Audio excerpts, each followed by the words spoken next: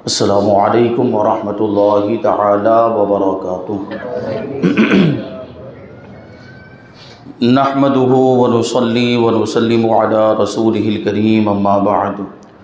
فاعوذ باللہ من الشیطان الرجیم، بسم اللہ الرحمن الرحیم۔ ان اللہ وملائکتہ یصلون علی النبی یا ایہا الذین آمنوا صلوا علیہ وسلموا تسلیما۔ اللہم صل علی سیدنا ومولانا محمد معدن الجود والکرم وآلہ الکرام وابنہ الکریم وبارک وسلم صلاۃ وسلام علیک یا رسول اللہ صلی اللہ تعالی علیہ وسلم۔ عزیزان ملت اسلامیہ، آج کا ہمارا یہ پروگرام دینی اور شرعی سوال و جواب کا پروگرام ہے۔ جیسا کہ اس سے پہلے جو اجتماع ہوا تھا 14 دن پہلے، اس میں بھی ہم نے کافی سوالات شامل کیے تھے، اور آج بھی ہمارے پاس سوالات آئے ہیں، تقریباً 12 سوالات ہیں۔ تو وقت کی گنجائش کے اعتبار سے ہم ان سوالات کو شامل کریں گے۔ پہلا سوال یہ آیا ہے، حضرت میں موبائل میں جو قرآن شریف کی اپلیکیشن ہے اس میں قرآن پڑھتا ہوں۔ بہت سے لوگ موبائل میں، آج کل تو موبائل کا زمانہ ہے، تو قرآن شریف پڑھتے ہیں۔ بہت اہم سوال ہے، اس پہ غور کرنے کی ضرورت ہے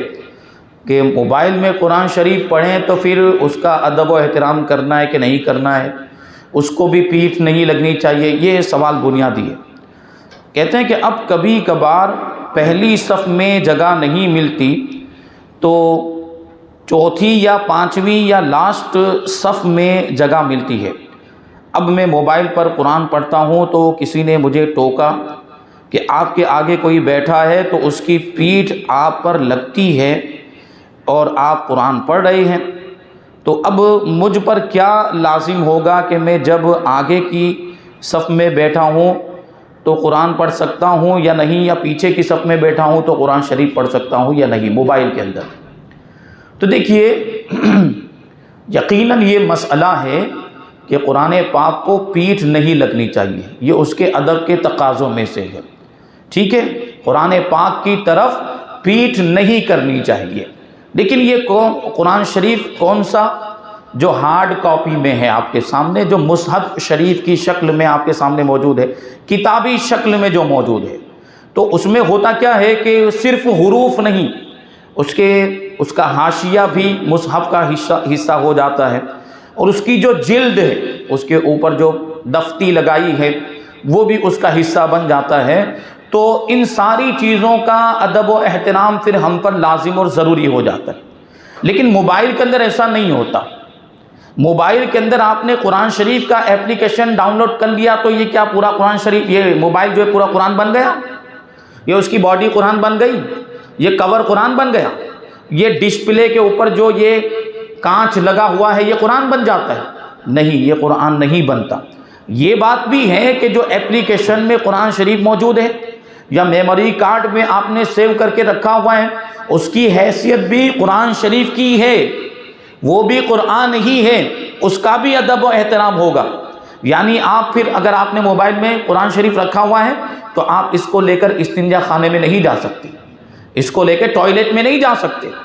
یعنی معاذ اللہ، کیا کوئی قرآن شریف کو ٹوائلٹ میں لے کے جا سکتا ہے؟ یہ اس کی بیعت بھی۔ تو اس میں بھی اگر آپ نے قرآن شریف رکھا ہے موبائل کے اندر تو اس بات کا آپ کو خیال رکھنا ہے کہ پھر آپ موبائل کو ٹوائلٹ میں لے کر نہیں جا سکتے، یا کوئی گندی جگہ آپ لے کر نہیں جا سکتے جہاں نجاست پڑی ہو، گندگی پڑی ہو، وہاں آپ نہیں۔ یعنی پھر موبائل کا بھی ویسا ادب و احترام ہوگا جیسا قرآن کا ادب و احترام ہوتا ہے۔ ہاں، اگر وہ ٹوائلٹ میں کبھی کہیں مسئلہ ہو کہ اگر اندر باہر رکھ کر جائیں گے، کیونکہ اندر لے کر نہیں جا سکتے تو باہر رکھ کے جانا پڑے، باہر رکھ کر جائیں گے تو چوری ہو جائے گا، کوئی اٹھا لے گا۔ جیسے کہ آپ کہیں باہر، مسجد میں بھی ایسا ہوتا ہے، اللہ کی پناہ مسجد کے گھر میں بھی لوگ چوریاں کرتے ہیں، اللہ کے گھر میں بھی، مسجد میں بھی لوگ اللہ کی نافرمانی اس انداز میں کرتے ہیں کہ یہاں پہ بھی چوریاں، چپلیں چوری ہو جاتی ہے، موبائل چوری ہو جاتے ہیں، دوسرا سامان چوری ہو جاتا ہے۔ مسجد میں عبادت کرنے آتے ہیں کہ یہ سب کام کرنے کے لیے آتے ہیں؟ سوچے کہ مسجد میں آ کر یہ کرتے ہیں، کتنا برا۔ تو بہرحال اگر ایسی کوئی جگہ پر ہیں اور آپ کو خطرہ ہے کہ باہر رکھ کر جائیں گے تو موبائل چوری ہو جائے گا یا کوئی اٹھا لے گا، تو ایسی صورت میں پھر اندر لے کر جانے کی اجازت ہوگی، لیکن یہ اس طرح کی صورت ہوتا، ورنہ عام حالت میں لے جانے کی اجازت نہیں ہوگی۔ تو میں عرض کر رہا تھا کہ یہ باڈی جو ہے یہ قرآن کا حصہ نہیں، اس کے اوپر عام طور پر یہ کور بھی لگا دیتے ہیں، یہ بیک کور ہوتا ہے کہ نہیں ہوتا اس میں، تو اگر اس انداز میں آپ بیٹھ کے پڑھ رہے ہیں اور آگے کوئی اس طرف پیٹ کر کے بیٹھا ہوا ہے تو اس کی پیٹ نہیں لگتی، کیوں؟ کیونکہ اصل قرآن شریف اس کی پیٹ کی طرف ہے ہی نہیں، یہ والا حصہ ہوگا یا یہ والا حصہ ہوگا، تو اس کو پیٹ لگنے سے کوئی فرق نہیں پڑے گا، کیونکہ یہ قرآن کا حصہ ہے ہی نہیں۔ آپ بات سمجھ رہے ہیں نا میں کیا کہنا چاہ رہا ہوں؟ یہ والے حصے کی طرف پیٹ لگ رہی ہے یا ادھر والے حصے کی طرف پیٹ لگ رہی ہے اور یہ قرآن کا حصہ نہیں، تو اس میں کوئی حرج نہیں ہے۔ بہتر یہی ہے کہ اس میں بھی قرآن شریف پڑھا جائے تو اسی انداز میں پڑھا جائے، تاکہ دیکھنے والوں کو بھی غلط فہمی نہ ہو، مسئلہ معلوم نہ ہونے کی وجہ سے تو وہ صاحب نے ان پر اعتراض کیا کہ پیٹ لگ رہی ہے، پیٹ لگ رہی ہے، جبکہ پیٹ تو اس کو لگ رہی ہے، پیٹ اس کو لگ رہی ہے۔ جو قرآن شریف جو اندر موجود ہے، جو قرآن شریف کے کلمات، ان کو پیٹ نہیں لگ رہی ہے، جو اصل جو اندر جو ڈسپلے میں دکھا رہا ہے وہی قرآن شریف ہے۔ یہ باڈی اور یہ کور جو ہے وہ قرآن شریف مصحف نہیں ہے، اس کو پیٹ لگنے سے کوئی فرق نہیں پڑے گا، یہ خلاف ادب نہیں ہے، تو اس انداز میں قرآن شریف پڑھا جا سکتا ہے۔ لیکن اگر کہیں پر ایسا محسوس ہو کہ لوگ اس طرح آپ کے پڑھنے کی وجہ سے آپ پر سوال اٹھائیں گے، آپ پر اعتراض کریں گے، تو پھر وہاں پر آپ بچیں گے، پھر ایسی جگہ تلاش کریں کہ جہاں پر پھر ادھر بھی پیٹ نہ لگ رہی ہو۔ دوسرا سوال کہ میرا ایک دوست، اس کے پاس کیش 30 لاکھ روپے ہیں اور اس کی ہوم لون چالو ہے جس کی اماؤنٹ 31 لاکھ پینڈنگ ہے، تو اب زکوٰۃ کا کیا حکم ہوگا؟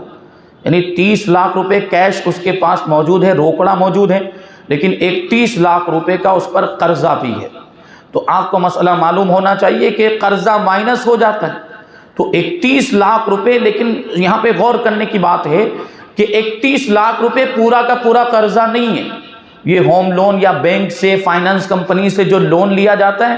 اس میں انٹرسٹ بھی دینا پڑتا ہے، زائد رقم بھی دینی پڑتی، اسی وجہ سے بغیر حاجت شرعی کے ایسا لون لینا جائز نہیں ہے، اس کی تفصیل ہے، شرعی حاجت کے بغیر یہ سود والا قرض لینے کی اجازت نہیں ہے۔ انہوں نے ہوم لون لیا ہوا ہے، ہم یہی سمجھیں گے مسلمان ہیں تو انہوں نے حاجت کی بنیاد پر لیا ہوگا،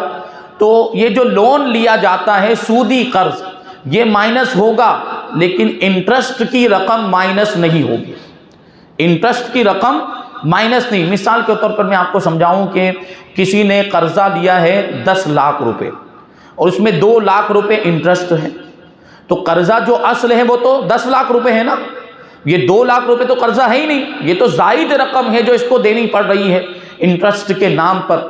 تو یہ مائنس نہیں ہوگی، قرضہ مائنس کیا جاتا ہے تو 10 لاکھ روپے ہی مائنس ہوں گے، 2 لاکھ روپے مائنس نہیں ہوں گے۔ تو 31 لاکھ روپے میں یہ صاحب جو ہیں سوال پوچھنے والے وہ حساب لگا لیں کہ انٹرسٹ کی رقم کتنی بن رہی ہے اور پرنسپل اماؤنٹ کتنی بن رہی ہے، جو اصل مدل ہے وہ کتنی بن رہی ہے،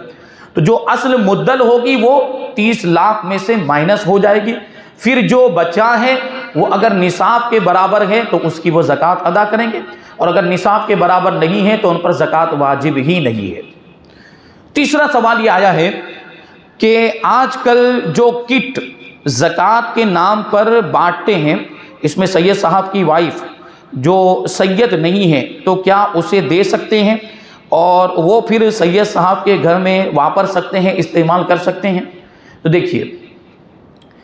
سید صاحب کو تو وہ زکوٰۃ والی کٹ نہیں دے سکتے، وہ ان کو بھی مسئلہ معلوم ہے، اس لیے انہوں نے وائف کے بارے میں پوچھا ہے۔ سید صاحب نے کسی غیر سیدہ سے شادی کی ہوئی ہے، تو اب دیکھیں ان کی جو اولاد ہوگی وہ تو سید مانی جائے گی، لیکن بیوی شادی ہو جانے کی وجہ سے، نکاح کی وجہ سے سیدہ تو نہیں ہو گئی، وہ غیر سید ہی رہے گی، بیوی تو غیر سید ہی رہے گی، تو وہ اگر مستحق ہیں، وہ اگر زکوٰۃ لینے کی حقدار ہیں، سونا چاندی روپیہ پیسہ اتنا نہیں ہے جو سب ملا کر 48,000 کے آس پاس ہو جائے، ان کے پاس اتنا نہیں ہے تو ان کو زکوٰۃ والی کٹ دی جا سکتی ہے، راشن کی کٹ یعنی ان کی بیوی کو دی جا سکتی ہیں، اب ان کو دے دی گئی، اب آپ وہ جو آگے جو سوال ہے کہ وہ گھر میں استعمال کریں گے، وہ بھائی وہ راشن کا سامان ہے تو گھر میں استعمال ہوگا ہی، پھر وہ سگے صاحب بھی کھائیں گے، ان کے بچے بھی کھائیں گے، تو اب جب ان کو دے دی گئی، ان کی وائف کو دے دی گئی، تو وہ کیا ہو گئی؟ مالک ہو گئی، وہ اس کی مالک ہو گئی۔ اب اگر وہ اپنی طرف سے خرچ کریں گی، اب وہ زکوٰۃ کا مال نہیں ہے، وہ ان کی طرف سے بھلائی ہے، ان کی طرف سے ہدیہ ہے، تحفہ ہے جو ان کے گھر والوں کے لیے، تو اب وہ زکوٰۃ کا مال نہیں رہا، جو اپنی طرف سے وہ خرچ کریں گے تو یہ خرچ کرنے کی اجازت ہے، کوئی حرج نہیں، استعمال کرنے کی اجازت ہے، لیکن ان کا مستحق ہونا ضروری بنیادی طور پر یہ دیکھا جائے، کیونکہ ہوتا کیا ہے کہ بس ایسے مشہور ہو جاتا ہے کہ ان کو دینا چاہیے، یہ حاجت مند ہیں، تو شریعت کے اعتبار سے جو مستحق ہے اسی کو زکوٰۃ دی جا سکتی ہے۔ جیسے بیواؤں کے بارے میں مشہور ہے کہ جو بیوہ ہے اس کو زکوٰۃ دی جائے، اور وہ بیوائیں بھی لے رہی ہوتی جبکہ ان کے پاس سونا چاندی بھی ہوتا ہے، ان کے بچے کما رہے ہوتے ہیں، لا کر ماں کو دے رہے ہوتے ہیں، اور ماں کے پاس کافی رقم جمع بھی ہو چکی ہوتی ہے نصاب کے برابر، پھر بھی وہ ماں لے رہی ہوتی بیوہ، تو ایسی صورت میں زکوٰۃ ادا نہیں ہوگی، تو آپ کو اس میں جو ہے معلوم کرنا ہے۔ ہاں یہ ہماری ذمہ داری اتنی بنتی ہے کہ ایک مرتبہ آپ پوچھ لیں کہ آپ مستحق ہے کہ نہیں ہے، انہوں نے کہا کہ ہاں ہم مستحق ہے، تو آپ ان کو دے سکتے ہیں۔ اب اگر وہ مستحق نہیں ہے، وہ جھوٹ بول رہے تھے، تو اس کا وبال ان کے اوپر ہوگا۔ اگر آپ کو بعد میں پتہ چلتا ہے تو اس کی تلافی کرنی پڑے گی، بعد میں اگر آپ کو پتہ چلا کہ جس کو دیا تھا وہ مستحق نہیں تھا تو آپ کی زکوٰۃ ادا نہیں ہوئی ہے، پتہ چل جانے کی وجہ سے۔ پتہ نہیں چلا تو وہ اللہ تبارک و تعالیٰ کے فضل و کرم پر ہے، آپ کو پتہ چل گیا تو مطلب یہ ہے کہ آپ کی زکوٰۃ ادا نہیں ہوئی ہے۔ تو اس کے دو طریقے ہوں گے، یا تو آپ اس سے واپس لے لیں، جو مستحق نہیں تھا جس کو آپ نے دے دیا اس سے آپ اتنی رقم واپس لے لیں کہ آپ نے ہمارے زکوٰۃ کے پیسے لیے ہی کیوں، جب آپ لینے کے حقدار نہیں تھے، لاؤ ہمارے پیسے واپس لاؤ، تو ان کے پاس سے وہ پیسے لے کر صحیح مصرف میں لگا دیں تو آپ کی زکوٰۃ ادا ہو جائے گی۔ یا پھر اگر یہ نہیں کرنا چاہتے ہیں تو دوسرے پیسے اتنی ہی مقدار میں اتنی ہی رقم نکال کر دوسرے صحیح مصرف میں صحیح مستحق کو پہنچائیں، کیونکہ وہ والی زکوٰۃ تو آپ کی ادا ہوئی نہیں مستحق نہ ہونے کی وجہ سے جس کو آپ نے دیا ہے، تو یہ کیا جائے۔ اب یہ چوتھا سوال آیا ہے، دیکھیں یہ بھی بہت ہوتا ہے کہ ہاف بائی کی ٹی شرٹ پہن کر نماز پڑھنا کیسا ہے اور بار بار کپڑے سمیٹنا درست ہے؟ جواب عنایت فرمائیں۔ بہت سے لوگ ہاف بائی کی ٹی شرٹ پہنتے ہیں یا ہاف بائی کا شرٹ پہنتے ہیں۔ دیکھیے ایک تو چیز یہ ہے کہ فل بائی کا شرٹ ہے اس کو موڑا ایسے فولڈ کیا تو یہ تو مکروہ تحریمی، آستین کو ایسے فولڈ کرنا یا پائچے کو فولڈ کرنا مکروہ تحریمی ہے، یہ نہیں ہونا چاہیے۔ لیکن مان لیجئے کہ کسی کا کپڑا پہلے ہی سے ہاف بائی کا ہے، یعنی پہلے ہی سے وہ آدھی آستین کا کپڑا ہے، تو اس میں نماز تو ہو جائے گی لیکن ایسے کپڑے نہیں پہننا چاہیے، یہ نماز کے ادب کے خلاف ہے۔ ہاف بائی کے کپڑے پہن کر آنا، کپڑا شرٹ ہو یا ٹی شرٹ ہو، یہ نماز کے ادب کے خلاف ہے، اس لیے علماء کرام نے منع فرمایا ہے کہ اس طرح کے کپڑے نہ پہنے جائیں۔ جو علماء پہنتے ہیں، جو نیک لوگ پہنتے ہیں، جو صالحین پہنتے ہیں، نماز میں ایسے کپڑے پہنے جائیں، بہت تہذیب والے ادب والے کپڑے پہنے جائیں، کیونکہ ہم نماز میں آتے ہیں مطلب اللہ کی بارگاہ میں آتے ہیں۔ ہم دنیاوی کسی حاکم کے پاس جائیں، دنیاوی کسی عہدے دار کے پاس جائیں تو کیسے تیار ہو کر جاتے ہیں؟ کیا وہ گیرج والا لباس پہن کر چلے جاتے ہیں، یا نائٹ ڈریس پہن کر چلے جاتے ہیں، یا لنگی پہن کے جاتے ہیں، لنگی اور بنیان پہن کے جاتے ہیں؟ دنیاوی کسی حاکم کے پاس یا دنیاوی کسی عہدے دار کے پاس اگر آپ کو ابھی پی آئی بلا لے تو کیسے تیار ہو کر جائیں گے؟ تو دنیا کے بادشاہوں کے پاس جاتے ہیں تو اچھا لباس پہن کر جاتے ہیں، پروردگار تو بادشاہوں کا بھی بادشاہ ہے، وہ تو حقیقی بادشاہ ہے۔ ان لوگوں کی بادشاہی تو، ان لوگوں کی حکومت تو عارضی ہے، آج ہے کل نہیں، وہ ہمیشہ سے بادشاہ ہے اور ہمیشہ بادشاہ رہے گا۔ اس کی بارگاہ میں آتے ہیں تو کیسا لباس پہن کر آنا چاہیے؟ ادب والا لباس، تہذیب والا لباس۔ ابھی لباس کی بات چلی ہے تو میں عرض کروں، میں نے ابھی نماز کے اندر ایک بچے کو دیکھا کہ وہ پھٹی ہوئی پینٹ پہنی ہے، اور یہ مسئلہ معلوم ہے اس کا مطلب کہ یہ پھٹی ہوئی پینٹ نہیں پہننی چاہیے، اس لیے اس کے اوپر رومال باندھا ہے۔ جب معلوم ہے کہ پھٹی ہوئی پینٹ نہیں پہننی چاہیے تو پھر پہن کر آیا ہی کیوں؟ یہ یہاں سے لے کر ناف کے نیچے سے لے کر گھٹنے کے نیچے تک کا جو حصہ ہے اس کا چھپانا نماز میں بھی فرض ہے اور نماز کے باہر بھی فرض ہے۔ اب اس نے نماز میں تو رومال باندھ لیا، نماز کے باہر تو یہ گھٹنا اس کا دکھ رہا ہے، حرام کام ہو رہا ہے۔ کیا ہو رہا ہے؟ حرام کام۔ وہ گھٹنا لے کر ایسے گھوم رہا ہے، خالی گھٹنا ایسا کھلا ہوا، تو یہ نماز کے باہر بھی حرام ہے، نماز کے باہر بھی ناجائز ہے۔ نماز میں تو اس نے رومال باندھ لیا، اور یاد رکھیں یہ رومال باندھنا بھی مکروہ ہے، جو بات میں نے ابھی بتائی نا، جو پوائنٹ، یہ بتائیے کہ یہ رومال باندھ کے پی آئی کے پاس جائے گا؟ ایسے رومال باندھ کے ایسے کسی دنیاوی عہدیدار کے پاس جائے گا؟ نہیں جائے گا۔ تو مکروہ ہوا کہ نہیں؟ نماز کے ادب کے خلاف ہوا۔ کچھ لوگوں کا یہاں سے وہ گلا کھلا ہوا ہوتا ہے تو وہ یہاں رومال باندھ لیتے ہیں، تو بھائی ایسے کپڑے ہی کیوں پہننے کہ پھر ہمیں یہاں رومال باندھنا پڑے؟ یہ رومال باندھنا بھی درست نہیں، یہ بھی نماز کے ادب کے خلاف، جو گلے میں رومال باندھتے، اور یہ بھی مکروہ ہوگا۔ کیوں؟ کیونکہ یہ تو ٹپوریوں کا طریقہ ہے گلے میں رومال باندھنا، گنڈے موالی لوگوں کا طریقہ ہے کہ نہیں؟ کون باندھتا ہے رومال یہاں پہ؟ تو اس کی بھی اجازت نہیں ہے۔ لباس پہلے سے آپ ایسا پہنیں کہ کسی طرح کی اس میں کوئی کراہت نہ ہو، شریعت کے اعتبار سے اس میں کوئی قباحت نہ ہو، ایسا لباس آپ پہنیں۔ تو اب یہ عرض کر رہا تھا کہ اسی میں ایک اور بات ہے، یہ گھٹنا کھلا ہوا نہیں ہونا چاہیے۔ اگر نماز کی حالت میں گھٹنا کھلا ہوا ہوگا تو نماز ہوگی ہی نہیں۔ بات سمجھ میں آ گئی؟ دوسری ایک چیز ہے، لباس کے اندر جو توجہ نہیں دی جاتی نا، اس پر جو پھر یہ بات بتانی پڑتی ہے اور بولنا پڑتا ہے۔ یہ پینٹ شرٹ آپ پہن رہے ہیں، پینٹ شرٹ پہننے کی اجازت ہے، لیکن جو شریعت میں جتنے حصے کو چھپانا ضروری، وہ چھپنا بھی تو چاہیے۔ پینٹ شرٹ کسی زمانے میں، جیسے اعلیٰ حضرت رضی اللہ تعالیٰ عنہ نے پینٹ شرٹ پہننے کو مکروہ تحریمی لکھا۔ اب بتائیے آپ کہ یہ حکم اگر ابھی لکھ دیا جائے تو کتنے لوگ ایسے ہیں علماء کے علاوہ اور کچھ نیک لوگ ہوں گے، ان کے علاوہ تو سبھی پینٹ شرٹ پہن رہے ہیں، تو کیا سب گنہگار؟ نہیں، وہ اعلیٰ حضرت نے اپنے زمانے کے اعتبار سے کہا۔ اعلیٰ حضرت نے کیوں لکھا تھا یہ کہ پینٹ شرٹ پہننا مکروہ تحریمی؟ کیونکہ اس زمانے میں پینٹ شرٹ انگریزوں کا خاص لباس تھا، انگریزوں کا اور عیسائیوں کا مخصوص لباس تھا، ان کا شعار اور ان کی پہچان تھا۔ کوئی پینٹ شرٹ پہنے مطلب انگریز ہے، کوئی پینٹ شرٹ پہنے مطلب یہ مانا جاتا تھا کہ یہ عیسائی ہے۔ اس لیے اعلیٰ حضرت رضی اللہ تعالیٰ عنہ نے اپنے زمانے میں اس کو کیا لکھا تھا؟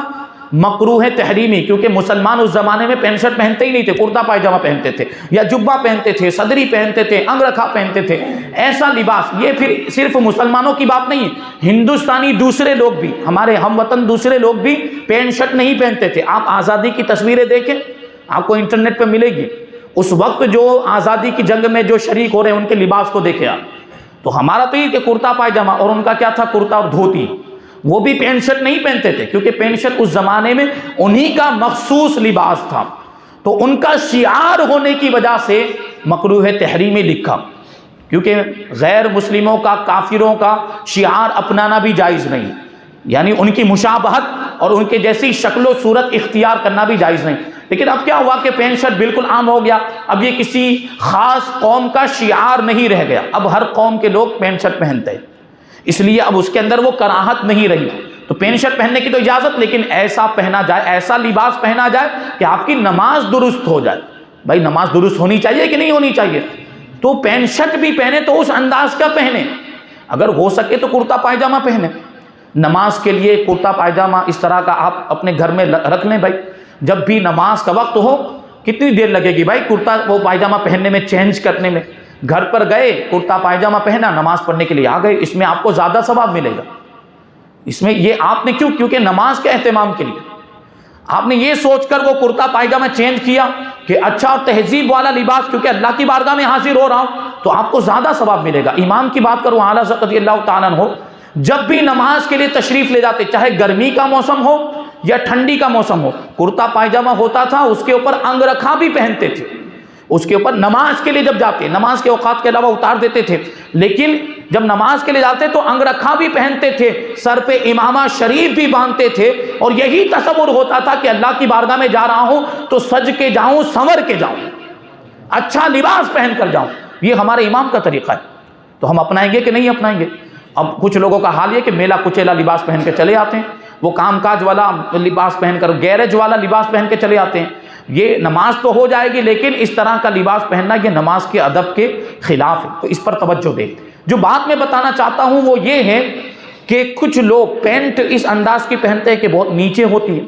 اور پھر شرٹ ان کا اونچا ہوتا ہے یا ٹی شرٹ ان کی اونچی ہوتی ہے۔ جب یہ لوگ نماز میں جھکتے ہیں، رکوع کے لیے جھکتے ہیں یا سجدہ کرنے میں، سجدے میں جاتے ہیں، تو ان کے پیچھے کا جو حصہ ہوتا ہے وہ کھل جاتا ہے۔ ابھی میں نے بتایا ناف کے نیچے سے لے کر گھٹنے کے نیچے تک کے حصے کو چھپانا ضروری ہے۔ تو اب ناف کے نیچے سے لے کر گھٹنے، تو اس کا مطلب یہ تھوڑی کہ صرف آگے والا حصہ، پیچھے والا کھلا رہے تو چلے گا، ایسا ہے کیا؟ نہیں بھائی،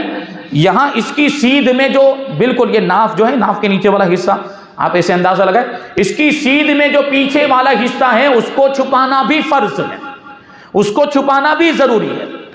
اب وہ نماز کی حالت میں اگر کھل گیا اور 3 مرتبہ سبحان اللہ کہنے کی مقدار کھلا ہوا رہ گیا تو نماز فاسد ہو گئی، نماز ٹوٹ گئی، اس کو پتہ بھی نہیں ہے کہ نماز ٹوٹ گئی۔ اچھا اس میں پھر دوسرے کی بدنگاہی کا معاملہ ہے، دوسرے کو حرام کام میں مبتلا کرنا وہ الگ چیز ہے، دوسرے کی نگاہ پڑتی ہے، اس حصے کو دیکھنا بھی حرام ہے، دوسرے کے اس حصے کو دیکھنا بھی حرام ہے، نگاہ پڑ ہی جاتی ہے بھائی آگے نماز پڑھ رہا ہوگا نہ چاہتے ہوئے بھی، اور آپ دوسروں کو اس طرح گناہوں میں بھی مبتلا کر رہے ہیں۔ مسجد میں آئے ہیں نیک کام کرنے کے لیے، ایسا لباس پہن کر آئے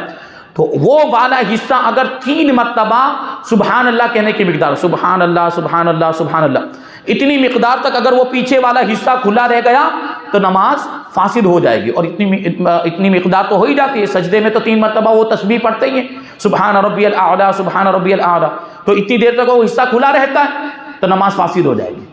تو اس بات پر توجہ دینے کی ضرورت ہے۔ آپ اپنے لیے یا تو ایک الگ لباس بنا لیں، یا جو ہے کہ عام طور پر جو آپ لباس پہنتے ہیں وہی لباس ایسا ہو کہ جس میں آپ کی نماز بالکل درست ہو جائے اور اس میں کوئی کمی نہ آئے، کوئی کراہت اور کوئی قباحت نہ ہے، ایسا لباس پہنیں۔ کیونکہ ہم اللہ جو ہے توفیق عطا فرمائے، جو 5 وقت کی نمازیں پڑھتے ہیں ان کی بات نہیں کرتے، جو کبھی کبھی نماز پڑھنے کے لیے آتے ہیں اور ان کی نماز بھی ایسے ضائع ہو جائے تو مان تو نماز پڑھنے کے لیے آئے تھے اور جو پڑھی وہ بھی ایسی، تو کیا فائدہ؟ جی حال یہ ہے، ہوتا ہے نمازی 3 طرح کے نمازی ہے، کچھ 8 کی پڑھتے ہیں، کچھ کھاٹ کی پڑھتے ہیں، کچھ 360 کی پڑھتے ہیں۔ 8 کی کا مطلب جمعہ کی صرف ہفتے میں 1 ہی دن، اور کھاٹ کی کا مطلب جو صرف نماز جنازہ پڑھتے ہیں، کیونکہ اس میں رشتہ داروں کو چہرہ دکھانا ہوتا ہے، نہیں جائیں گے تو وہ برا مان جائیں گے، اس لیے اس میں شریک ہو جاتے ہیں۔ اور کچھ تو ایسے ہوتے ہیں جو صرف 360 کی پڑھتے ہیں، یعنی 360 میں 1 ہی نماز پڑھتے، کون سی؟ عید کی نماز پڑھتے ہیں۔ کتنی بری بات ہے، نماز تو 5 وقت کی فرض ہے نا، اور وہ صرف یہ 2 صف کے مسلمانوں کے لیے فرض ہے کیا؟ پورے محلے والوں کے لیے، پورے علاقے والوں، جو بھی مسلمان ہیں اس پر فرض ہے تو پڑھنی چاہیے۔ بہرحال آگے سوال یہ ہے، 5واں سوال، کہ میرا بھتیجا اور بھابھی عید کے بعد عمرے کے لیے جا رہے ہیں تو کیا اس سال ان پر حج فرض ہوگا؟ شوال کے مہینے میں جا رہے ہیں، عید کے بعد یعنی شوال کے مہینے میں جا رہے ہیں۔ یہ بہت اہم سوال ہے اور یہ اکثر ہمارے پاس آتا رہتا ہے۔ شوال کے مہینے میں اگر کوئی عمرہ کرے تو اس پر حج فرض ہوگا کہ نہیں؟ دیکھیے پہلی بات تو یہ کہ اگر یہ جو شوال میں عمرہ کرنے کے لیے جا رہے ہیں انہوں نے اگر پہلے حج فرض ادا کر لیا ہے تو پھر تو سوال ہی نہیں ہے، تو پھر حج فرض نہیں ہوگا، کیونکہ حج فرض ان کا پہلے ادا ہو چکا ہے۔ یہ ان لوگوں کی بات ہے جنہوں نے حج کیا نہیں ہے اور شوال میں عمرہ کرنے کے لیے جا رہے ہیں، یا یہ کہ رمضان میں عمرہ کیا اور شوال تک وہاں پر ٹھہرے رہ گئے، یا شوال کا چاند وہاں پر انہوں نے دیکھ لیا۔ تو اس میں علماء کرام کے 2 موقف ہیں، اس میں علماء کرام کے 2 موقف ہیں۔ بعض علماء کرام فرماتے ہیں کہ اگر شوال میں عمرہ کیا اور 2 مہینے تک یعنی حج کے ایام تک اس کے اندر وہاں پر رکنے کی طاقت ہے، یعنی اتنا مال ہے کہ وہ وہاں 2 مہینے تک رک سکتا ہے، کھانے پینے وغیرہ کا انتظام اس پیسے سے کر سکتا ہے، اور گھر پہ بھی اتنا مال چھوڑ کر گیا ہے کہ جن کا نفقہ اس کے اوپر واجب ہے اتنے دنوں تک ان کا خرچہ چلتا رہے گا تو اس پر حج فرض ہو جائے گا، تو اس پر کیا ہو جائے گا؟ حج فرض۔ اب آدمی عمرہ کرنے جا رہا ہے، اس کا مطلب اتنا تو مالدار ہے وہ۔ عام طور پر یہ ہوتا ہے، کچھ لوگ ایسے ہوں گے جنہوں نے روپیہ جمع کر کے وہ عمرے کی تیاری کی ہوگی اور صرف ان کے پاس اتنا ہی ہوگا، لیکن عام طور پر تو مالدار لوگ ہی جاتے ہیں۔ تو وہ مالدار گیا ہے، پہلے حج نہیں کیا تو حج فرض ہو گیا، ان علماء کے نزدیک بھی حج فرض ہو گیا۔ اچھا بعض علماء تو کیا فرماتے ہیں؟ مطلقاً بعض علماء تو کہتے ہیں کہ چاہے اتنے پیسے ہو یا نہ ہو، چاہے اتنی استطاعت ہو یا نہ ہو، شوال میں وہاں پر رکا رہا یا شوال میں عمرہ کیا تو مطلقاً حج فرض ہو جائے گا، حج فرض ہو گیا۔ اب چاہے وہاں رکنے کی طاقت ہو کہ نہ ہو، گھر پہ ان گھر والوں کا خرچہ چھوڑ کے گیا ہو یا نہ گیا ہو، ہر صورت میں اس پر حج فرض ہو گیا۔ تو یہ بہت اہم مسئلہ، جو لوگ جا رہے ہیں نا آج کل بہت اس کا ٹرینڈ چل گیا، بہت رواج شوال میں۔ آپ مجھے بتائیے کہ آج سے 4-5 سال پہلے کیا کوئی شوال میں عمرہ کرتا تھا؟ یہی وجہ تھی کہ حج فرض ہو جاتا ہے، پھر بھی اب جا رہے ہیں لوگ، اس پر کسی کی توجہ نہیں ہے، کوئی دھیان نہیں دے رہا ہے۔ تو اگر آپ اپنے آپ کو گناہ سے بچانا چاہتے ہیں تو یہ نہ کریں، کیونکہ حج فرض ہو جائے گا اور پھر اس سال اگر آپ نے حج نہیں کیا تو آپ تاخیر کے گناہ میں گرفتار ہو جائیں گے۔ جس سال حج فرض ہو جائے اسی سال حج کرنا ضروری، اگر آپ نے نہیں کیا، تاخیر کی، تو تاخیر کا گناہ ہوتا ہے، اور وہ حج تو آپ کے ذمے میں باقی رہے گا، کبھی بھی کرنا ہی پڑے گا آپ کو، چاہے پھر بعد میں قرض لے کر کرنا پڑے، لیکن اس فرض کو، اس ذمہ داری کو اپنے سر سے اتارنے کے لیے آپ کو حج کرنا ہی پڑے گا، کیونکہ فرض ہو چکا۔ فرض نہیں، آپ نے نہیں کیا تو کوئی حرج نہیں، لیکن اب تو فرض ہو چکا ہے تو کرنا ہی پڑے گا، چاہے قرضہ لے کر کرنا پڑے۔ تو یہ چیز ہے، ہاں اگر آپ کر لیں گے تو وہ تاخیر کا گناہ جو ہے وہ ساقط ہو جائے گا، اگرچہ بعد میں کریں۔ تو اس پر توجہ دینے کی ضرورت ہے۔ جو لوگ، اچھا یہ کوئی سوال کر سکتا ہے کہ حضرت شوال میں گئے تو صحیح، لیکن ویزا تو اتنا لمبا ہوتا نہیں ہے کہ حج کے ایام تک وہاں تک رکے گا، وہاں پر ویزا اتنا نہیں ہوتا، یا یہ کہ حکومت کی طرف سے اجازت نہیں ہوتی حج کے ایام میں وہاں پر رکنے کی، تو حج تو کر ہی نہیں سکتا ہے، تو پھر کیا مطلب ہوا حج کے فرض ہونا؟ دیکھیے بات کیا چل رہی ہے، حج کے فرض ہونے کی بات چل رہی، ادا کرنے کی طاقت ہے کہ نہیں، یعنی وہاں کوئی رکاوٹ ہے یا نہیں، اس کی اب یہ بات نہیں چل رہی، حج فرض ہو گیا، حج جو ہے وہ فرض ہو گیا۔ اب یہ بات اگر سامنے آتی ہے کہ حکومت کی طرف سے وہاں پر رکنے کی اجازت نہیں، اور اس بنیاد پر واپس آ گیا، تو وہ محصر کے حکم میں ہوگا۔ کس کے حکم میں ہوگا؟ محصر۔ محصر کا مطلب کیا ہوتا ہے کہ کوئی شخص حج کے ارادے سے نکلا، حج کا احرام بھی باندھ لیا، اور راستے میں روک دیا گیا، یعنی دشمن نے روک دیا، آگے جاؤ گے تو مار دیں گے، قتل کر دیں گے، یا سامنے درندہ جانور آ گیا، شیر آ گیا، یا کوئی ایسا جو چیر پھاڑ کرنے والا جانور ہے، آگے جائیں گے تو وہ جانور ہمیں نقصان پہنچا دے گا، تو یہ ایسے لوگ جو ہوتے ہیں وہ محصر ہو جاتے ہیں۔ جیسے نبی پاک صلی اللہ علیہ وسلم جو عمرہ کرنے کے ارادے سے نکلے تھے حدیبیہ والے سال، آپ کو معلوم ہو واقعہ، تو حضور پاک صلی اللہ علیہ وسلم کو حدیبیہ کے میدان میں کفار مکہ نے روک دیا تھا، مکہ مکرمہ میں داخل ہونے کی اجازت نہیں دی تھی، تو حضور پاک صلی اللہ علیہ وسلم اور صحابہ کرام محصر ہو گئے تھے، روک دیا گیا، عمرہ کرنے نہیں دیا گیا، تو کیا کیا تھا حضور صلی اللہ علیہ وسلم نے؟ وہ قربانی کا جانور حرم میں بھیجا، تو قربانی کے جانور کو حرم میں قربان کیا گیا، جن کا تھا ان کے نام سے، پھر احرام کھول دیا گیا اور وہاں سے واپس ہو گئے، اور اگلے سال اس عمرے کی قضا کی۔ تو اگر یہاں پر حج میں بھی یہی حکم ہوگا کہ حکومت کی طرف سے وہاں رکنے کی اجازت نہیں، تو یہ محصر کے حکم میں ہوں گے، یعنی احرام باندھا ہے تو حرم میں جانور بھیجنا پڑے گا قربانی کا، یا وہاں کوئی شخص ہو اس کو فون کر کے بتا دیا جائے کہ ہماری طرف سے جانور ذبح کر دیا جائے، وہ اس کو بتا دے کہ آپ کی طرف سے آپ کے نام کا حرم کے اندر جانور ذبح کر دیا گیا، وہ احرام اتار کے احرام سے باہر ہو جائیں گے، احرام کی پابندیاں ختم ہو جائیں گی، لیکن اس حج، یہ حج جو ہے ان کے ذمے میں باقی رہے گا، یعنی اگرچہ ابھی واپس ہو گئے لیکن زندگی میں کبھی نہ کبھی تو کرنا ہی پڑے گا۔ تو دیکھیے اکثر لوگوں پر تو ان علماء کے نزدیک بھی جن علماء نے استطاعت کی شرط لگائی ہے ان کے نزدیک بھی حج فرض ہو جاتا ہے اکثر لوگوں پر۔ تو اس لیے شوال کے اندر اگر آپ چاہتے ہیں کہ اس طرح کے معاملات نہ ہو تو شوال کے اندر عمرہ کرنے جائے ہی نہ، شوال کے مہینے میں یا رمضان میں اس انداز میں وہاں پر نہ ٹھہریں کہ شوال کا مہینہ آ جائے یا شوال کا چاند طلوع ہو جائے، تو ایسا نہ کیا جائے۔ دیکھیے اب وہ کیا آپ کہیں گے کہ ٹور والے تو لے کر جاتے ہیں، بھائی تو ٹور والے وہ اس بات کے مکلف نہیں کہ ایک ایک آدمی کو پوچھیں گے آپ نے پہلے حج کیا ہے کہ نہیں کیا ہے، آپ کے پاس استطاعت ہے کہ نہیں، یہ ٹور والوں کی ذمہ داری نہیں، وہ تو ان کا کام ہے، وہ تو ان کا دھندا ہے، بھائی کاروبار ہے، وہ چلا رہے ہیں، وہ تو یہی سوچیں گے اس نے حج کر لیا ہوگا اس لیے آیا ہے، اس نے پہلے حج فرض ادا کر لیا ہوگا اس لیے آیا ہے، یا یہ کہ اس کے پاس استطاعت نہیں ہوگی اس لیے آیا ہے۔ بہرحال وہ ٹور چلانے والے جو علماء ہیں، جو حفاظ ہیں، جو دینی رہنما ہیں، ان کی ذمہ داری بنتی ہے کہ وہ مسئلہ بتا دیں ایک بار کہ دیکھو ایسا ایسا ہے، آپ شوال میں جائیں گے تو حج فرض ہو جائے گا، اب آپ کی مرضی، آپ کو جانا ہو کہ نہ، تو پھر وہ اگر اس کے باوجود بھی تیار ہو تو وہ لے کے جا سکتے ہیں کیونکہ اب وہ اس کا عمل ہے، ٹھیک ہے۔ جو علماء حفاظ ٹور چلا رہے ہیں،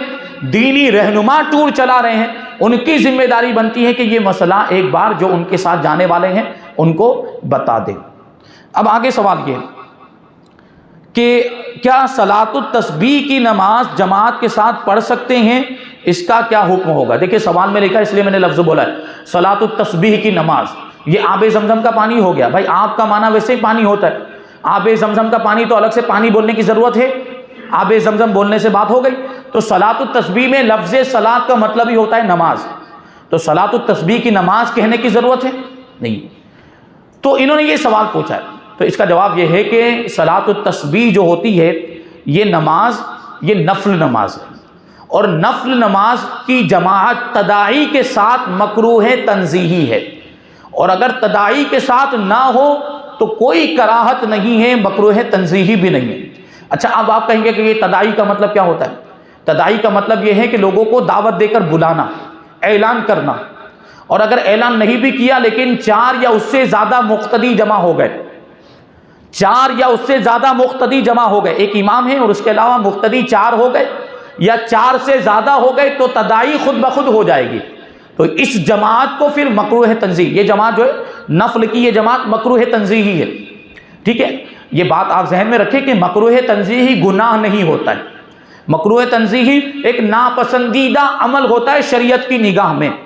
گناہ نہیں۔ اگر کوئی پڑھتا ہے تو اس کو ہم گنہگار نہیں کہہ سکتے جماعت کے ساتھ۔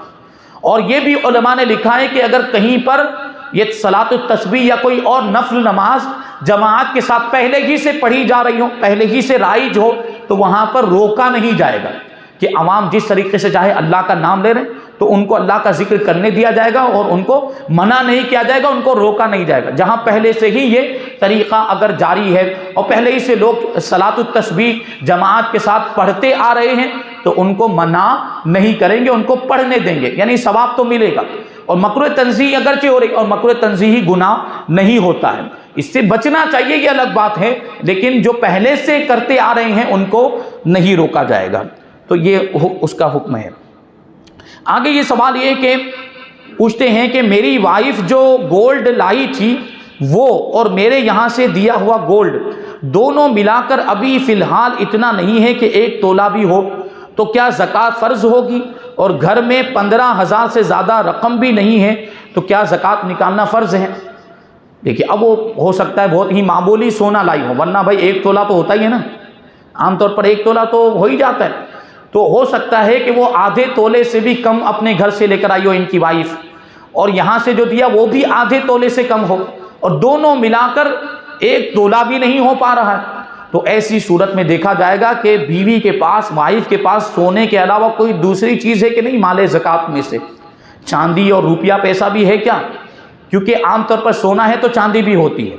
اور اگر مان لیجئے کہ سونا ہے چاندی نہیں ہے تو روپیہ پیسہ ہوتا ہے، یعنی خواتین جو کچھ نہ کچھ جمع کر کے رکھتی ہیں پیسے، ان کے پاس ہوتے ہیں، سیونگز ہوتی ہیں، تو اگر پیسے ہیں ان کے پاس تو پھر وہ سونا اور پیسہ ملا کر دیکھا جائے گا، اور چاندی ہے اگر ان کے پاس تو وہ چاندی اور سونا ملا کر دیکھا جائے گا، اور دونوں کو ملانے کے بعد اگر چاندی کے نصاب تک پہنچ جا رہا ہے، چاندی کا نصاب 653 گرام 184 ملی گرام چاندی، جو تقریباً اس وقت 48,000 روپے یا 48,500 روپے بنتے ہیں، تو وہ سونا اور چاندی ملانے کے بعد یا سونا اور کیش ملانے کے بعد اتنے ہو جاتے ہیں تو زکوٰۃ واجب ہوگی، اور اگر اتنے نہیں ہوتے ہیں تو زکوٰۃ واجب نہیں ہوگی۔ اور یہ بات میں غالباً پہلے یہاں پر بتا چکا ہوں، دوسری جگہ تو کئی مرتبہ میں نے یہ بات بتائی ہے کہ جو سونا بیوی اپنے گھر سے لے کر آئی اس کی وہ مالک ہے، اور جو سونا شوہر نے دیا ہے وہ شوہر اس کا مالک ہے، بیوی پر اس کی زکوٰۃ واجب نہیں ہوگی، بیوی پر اس سونے کی زکوٰۃ واجب ہوگی جو وہ اپنے گھر سے لے کر آئی، اور جو سونا یہاں سے دیا گیا، سسرال سے دیا گیا، اس کی وہ مالک نہیں ہے، وہ دینے والے مالک ہیں، تو دینے والوں پر اس کی زکوٰۃ واجب ہوگی اگر وہ نصاب کے برابر پہنچ جاتا ہے۔ تو جو وہ گھر سے لے کر آئی ہے اس کا حساب لگائیں گے، اس کے ساتھ چاندی ہے، اس کے ساتھ اگر روپیہ پیسہ ہے، اور وہ ملا کر 48,000 روپے بن جاتے ہیں یا 48,500 روپے یا اس سے زیادہ، تو زکوٰۃ واجب ہوگی ورنہ نہیں ہوگی۔ اور جو یہاں سے دیا شوہر نے دیا وہ اپنے نصاب میں گنے گا، شوہر جو ہے وہ اپنے نصاب میں گنے گا، اور 15,000 روپے گھر میں رکھے ہوئے تو کس کے رکھے ہوئے وہ تو لکھا ہی نہیں ہے، 15,000 روپے گھر میں رکھے، اس سے ظاہر ہے کہ اس کے خود کے ہے، سوال پوچھنے والے کے، تو اس کے پاس جو سونا ہے وہ، یعنی اس نے جو بیوی کو دیا ہے وہ سونا اور یہ 15,000 روپے دونوں ملائے جائیں گے، اور ملا کر دیکھا جائے گا، اس کی ویلیو نکالی جائے گی سونے کی جب سال پورا ہو رہا ہے اس وقت کی، اور وہ 48,000 یا اس سے زیادہ قیمت بن جا رہی ہے تو پھر شوہر پر بھی زکوٰۃ واجب ہوگی، ورنہ پھر اس پر بھی زکوٰۃ واجب نہیں ہوگی۔ یہ بات میرے خیال سے سمجھ میں آ گئی۔ ایک سوال یہ پوچھتے ہیں کہ میرا ایک دوست افریقہ میں ابھی رہتا ہے، وہیں کام کر رہا ہے، اس کے ماں باپ انڈیا میں ہے، اب اس کا صدقہ فطر وہ یہاں انڈیا میں اگر دلوا دے تو چلے گا، کیونکہ ساؤتھ افریقہ میں جس جگہ وہ رہتا ہے وہاں پر آس پاس میں کوئی سنی نہیں ہے، اور وہاں پہ فقراء فقیر لوگ یعنی مسلمانوں میں مستحق لوگ ملنا بھی بڑا مشکل ہوتا ہے باہر کے ممالک میں۔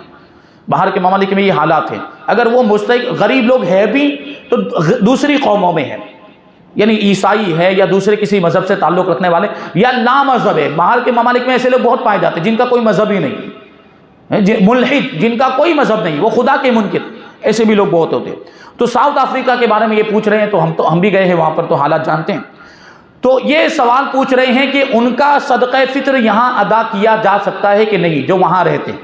ادا کیا جا سکتا ہے، کوئی حرج نہیں، لیکن اب سوال یہ رہ جاتا ہے کہ صدقہ فطر میں پھر کون سی قیمت کا اعتبار ہوگا، وہاں کی قیمت کا اعتبار ہوگا یا یہاں کی قیمت کا؟ مثال کے طور پر یہاں کے حساب سے تو 80 روپے بنتے ہیں، وہاں اور زیادہ بنیں گے، وہاں چیزیں مہنگی ملتی ہیں، تو وہاں کے اعتبار سے صدقہ فطر ادا کیا جائے گا یا یہاں کے اعتبار سے؟ تو اس کا حکم یہ ہے کہ آدمی جہاں پر موجود ہے وہاں کی قیمت کا اعتبار ہوگا، یعنی وہ ساؤتھ افریقہ میں رہتے ہیں تو ساؤتھ افریقہ میں 2 کلو 47 گرام گیہوں کتنے کے ملتے ہیں، اس کی وہ قیمت، یا تو وہ گیہوں ہی دے دیے جائیں یا جو ہے کہ اس کی قیمت دی جائے، تو اس کی قیمت اگر دینا چاہتے ہیں تو وہ قیمت کا اعتبار یہاں کے اعتبار سے ہوگا، وہاں جہاں وہ رہتے ہیں وہاں کے اعتبار سے وہ قیمت، عام طور پر تو قیمت دی جاتی ہے، کوئی گیہوں وغیرہ نہیں۔ اگر وہ گیہوں دے رہے ہیں تو اس میں تو کوئی مسئلہ ہی نہیں ہے، کیونکہ اس میں تو وزن کا اعتبار ہوتا ہے، تو 2 کلو 47 گرام گیہوں یہاں کے بھی دے دیے گئے تو صدقہ فطر ادا ہو جائے گا۔ لیکن اگر قیمت دینا چاہتے ہیں تو پھر وہاں کے گیہوں کی قیمت کا اعتبار ہوگا کہ ساؤتھ افریقہ میں 2 کلو 47 گرام گیہوں کتنے کے ملتے ہیں، یعنی وہاں تو رینڈ چلتا ہے، تو وہ رینڈ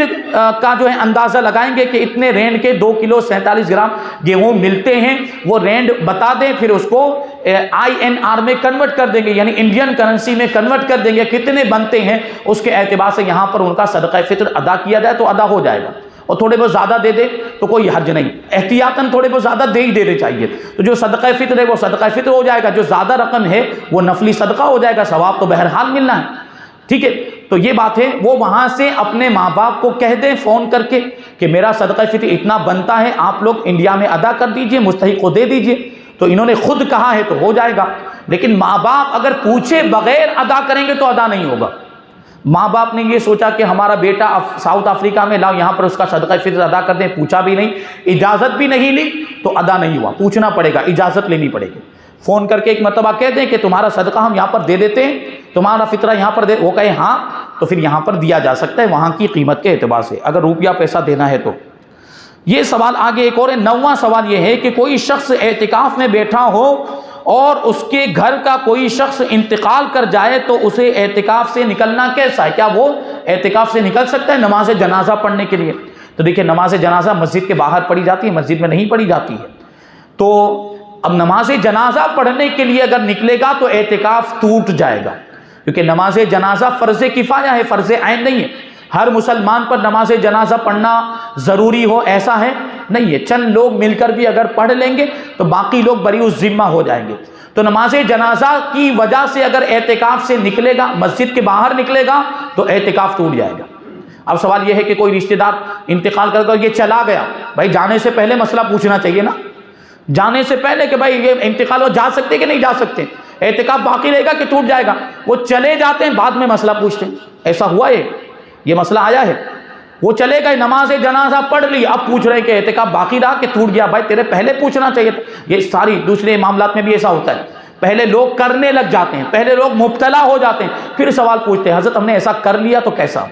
بھائی کرنے سے پہلے پوچھتا تاکہ ناجائز کام سے محفوظ رہتا، حرام کام سے محفوظ رہتا، نہیں پہلے کرنا شروع کر دیں گے پھر پوچھیں گے، یہ بے وقوفی نہیں تو اور کیا ہے۔ بہرحال تو اعتکاف ٹوٹ جائے گا۔ اب سوال یہ ہے کہ ٹوٹ گیا تو پھر کیا کریں؟ تو اس میں یہ ہے کہ ایک دن اور ایک رات کے اعتکاف کی قضا کرنی پڑے گی، جو سنت اعتکاف ہے، عام طور پر اسی اعتکاف کی بات چلتی ہے اور اسی اعتکاف کا سوال ہوتا ہے، تو یہ سنت اعتکاف کی ہی بات چل رہی ہے، نفلی اعتکاف کی بات نہیں چل رہی۔ نفلی اعتکاف میں تو آپ جب چاہے وہاں باہر نکل جائیں، وہ آپ کا اعتکاف اسی وقت ختم ہو جائے گا۔ یہ سنت اعتکاف کی بات چل رہی ہے جو رمضان کے 10 دنوں میں، آخری 10 دنوں میں کیا جاتا ہے۔ تو اب اس کو توڑ دیا کسی نے، چلو یہ تو نماز جنازہ، کسی اور وجہ سے بھی اگر توڑ دیا ہے تو ایک دن ایک رات کے اعتکاف کی قضا کرنی پڑے گی، ایک دن ایک رات کے اعتکاف کی قضا کرنی پڑے گی، یعنی اب جو دوسرے دن باقی رہ گئے اس کی قضا نہیں، کیونکہ وہ اعتکاف شروع ہی نہیں ہوا، مان لیجئے کہ 25واں چاند تھا اور 25ویں تاریخ کے اعتکاف کو توڑ دیا، تو اس کے بعد بھی 4 دن یا 5 دن باقی رہیں گے، تو وہ 4 دن 5 دن کی قضا نہیں ہے، جس دن کے اعتکاف کو اس نے توڑا ہے اس دن کے اعتکاف کی قضا، یعنی 1 دن 1 رات کے اعتکاف کی قضا ہے، کیونکہ وہ شروع ہو چکا تھا، وہ اعتکاف شروع ہو چکا تھا، تو اس کی قضا کرنی پڑے گی۔ اب وہ رمضان میں بھی کر سکتا ہے، یعنی آئندہ رمضان میں بھی کر سکتا ہے، اور رمضان کے علاوہ دوسرے دنوں میں بھی 1 دن کے لیے آ کر مسجد میں بیٹھ جائے تو وہ اعتکاف کی قضا ہو جائے گی۔ ہاں، اس میں روزہ بھی رکھنا پڑے گا، اس میں پھر وہ قضا کرے گا تو اس میں روزہ بھی اس کو رکھنا پڑے گا۔ 10واں سوال، مفتی صاحب کی بارگاہ میں یہ سوال ہے کہ مسجد میں ایک انسان نے نفل نماز نہ پڑھنے کے بارے میں امام صاحب سے جھگڑا کیا، جب امام صاحب نے نفل نماز کا مسئلہ بتایا تو وہ انسان کہنے لگا کہ تم نئے فتوے لاتے ہو، اس انسان کا امام کے پیچھے نماز پڑھنا کیسا ہے، امام کے پیچھے اس انسان کی نماز ہوگی؟ دیکھیے یہ مسئلہ بھی ہے، یعنی امام صاحب نے نفل نماز نہیں پڑھی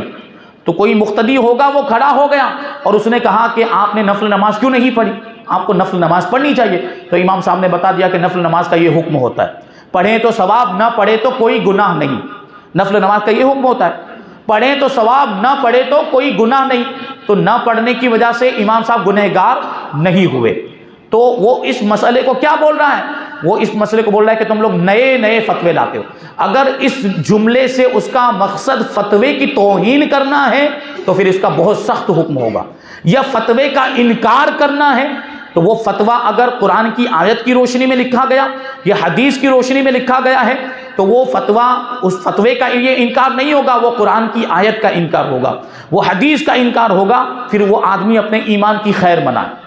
تو بہت سخت حکم ہوگا کہ کسی بھی فتوے کا اس طریقے سے انکار نہیں کرنا چاہیے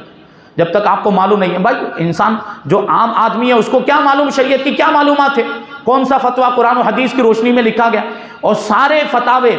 قرآن و حدیث کی روشنی میں ہی لکھے جاتے ہیں، تو مطلقاً فتوے کا انکار کرنا بھی کفر کی طرف لے جانے والا کام ہے۔ تو یہ بہت سخت جملہ انہوں نے بولا۔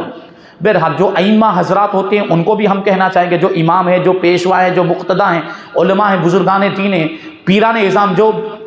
لوگوں کی نظر میں دین سے تعلق رکھنے والے سمجھے جاتے ہیں، معظم دینی، ٹھیک ہے، دین کے اعتبار سے قابل تعظیم مانے جاتے ہیں، ان کو نفل نمازوں کی بھی پابندی کرنی چاہیے، یہ ہم ان سے کہنا چاہتے ہیں۔ کیوں اعلیٰ حضرت رضی اللہ تعالیٰ نے لکھا ہے کہ اگر علماء اور پیشوا اور مقتدی حضرات نفل چھوڑنے لگیں گے تو پھر عوام سنتیں چھوڑنے لگیں گے، اور علماء اگر سنتیں چھوڑنے لگیں گے تو عوام جو ہے وہ فرض چھوڑنے لگیں گے، اور اگر معاذ اللہ علماء فرض چھوڑنے لگیں گے تو عوام کے کفر میں مبتلا ہونے کا اندیشہ ہے، کیونکہ عوام تو علماء کے پیچھے چلتی ہے نا، علماء کو فالو کرتی ہے، علماء کو دیکھتی ہے، ان کو دیکھ کر سیکھتی ہے، یہ ایسا کر رہے ہیں، یہ ایسا کر رہے ہیں، اور وہ علماء سے پھر ایک قدم آگے، عوام کا حال کیا ہے، علماء سے ایک قدم آگے، یہ چل جائے گا، پھر وہ نفل چھوڑے تو سنت بھی چھوڑتے ہیں پھر۔ تو اس وجہ سے علماء کرام کو نفل کی بھی پابندی کرنی چاہیے تاکہ ان کو دیکھ کر عوام بھی پڑھیں، یہ بات ذہن میں رکھیں۔ اب جو انہوں نے سوال پوچھا کہ اس شخص کی نماز، اعتراض کر دیا، امام کے ساتھ جھگڑا کر لیا، تو اب اس شخص کی نماز اس امام کے پیچھے ہوگی کہ نہیں؟ تو سب سے پہلا سوال تو یہ کہ وہ جو اس نے یہ جملہ بولا ہے نا، نئے فتوے لاتے، سب سے پہلے اس سے توبہ کریں، سب سے پہلے اس سے توبہ کریں، احتیاطاً تجدید ایمان کرے، اور نکاح والا ہے تو تجدید نکاح بھی کرے، ٹھیک ہے، پھر سے کلمہ پڑھے گا، وہ اس کو توبہ کروائی جائے گی، اور پھر وہ اس امام کے پیچھے نماز پڑھ سکتا ہے۔ جھگڑا ہونے کی وجہ سے نماز میں کوئی فرق نہیں آتا، امام کے ساتھ اگر کوئی ذاتی رنجش ہے،